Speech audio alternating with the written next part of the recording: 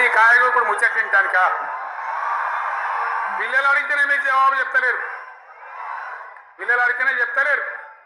ఉన్నది నిలబెడితే ఆ ఆర్థిక మంత్రి అసెంబ్లీలో లేచి 20% కమిషన్ తీసుకోవడానికి కేటీఆర్ మాట్లాడితే ఆయన లేచి భుజాలు తడుపుకుంటాడు. నీకెందుకయ్యా బాధ? నువ్వు తీసుకుంటేనే నీకు బాధ ఉండాలి కదా. లేచి పేదలు ఉల్లి పెడతా ఉన్నాడు ఆయన అసెంబ్లీలో. ఈ విధంగా చాలా గందరగోళంగా అవివేకంతో అజ్ఞానంతో చాలా ఘోరం చేసి అర్థమైన మాటలని చెప్పాను. దాంతో మనం కూడా గోల్మాలైపోయినాం. తీర్థం పోదాం తిమ్మక్క అంటే వాడు గుల్లే మనం సల్లే. ఆ గతికి తెచ్చింది కదా ప్రజల గతి. మరి మనం కూడా ప్రజలు కూడా ఆలోచన చేయాలి. ఆవేశం కాదు. గాడిదలకు గడ్డేసి బలరకు పాల్పడితే వస్తాయా? మరి ఇప్పుడు ఏం చేయాలో ఆలోచించాలి. ఓ తమ్ముడు అన్నాడు హైదరాబాద్లో, ఆయన ఇల్లు కూడా కొడితే, కేసీఆర్ అన్నా యాడున్నావు నువ్వు రావాలి, కత్తి వాంచేతలు పడితే యుద్ధం నన్ను చేయమని పడుతుంది. అంతేనా? ఇది కూడా విచారించాలి ప్రజలు. మీకు అర్థం కావాలని నేను చెప్తా ఉన్నాను.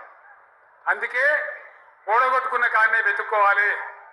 మీ వెంట బీఆర్ఎస్ ఉంటుంది, మీ వెంట కేసీఆర్ ఉంటాడు. 100% మళ్ళా తెలంగాణ విజయం సాధించాలి.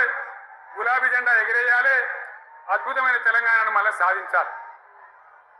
ఇక బీజేపీ కథ 11 ఏళ్ళ రాజ్యం చేయబట్టి తెలంగాణకు 11 రూపాయలు ఇచ్చిండ్రా. వాటినే బబ్రాజమానం భజగోవిందం, శుష్కప్రియాలు శూన్యాస్తాలు తప్ప ఏమి ఇయ్యలే.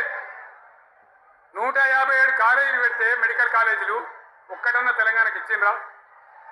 ఒక్క ప్రాజెక్ట్ కన్నా జాతీయ హోదా ఇచ్చిండ్రా? ఇక కాంగ్రెస్ వాడు ఇట్లా అంటే బీజేపీ వాడు అట్లా. ఏది లేదు. ఇక ఉల్టా మనయే ఖమ్మంలో 7 మండలాలు గుంజుకున్నారు.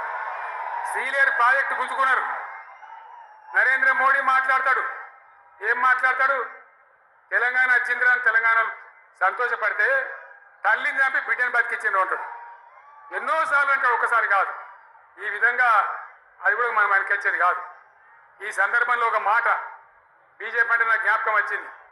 ఇవాళ కేంద్ర ప్రభుత్వం కగార్ అనే ఆపరేషన్ పేరు మీద ఛత్తీస్గఢ్లో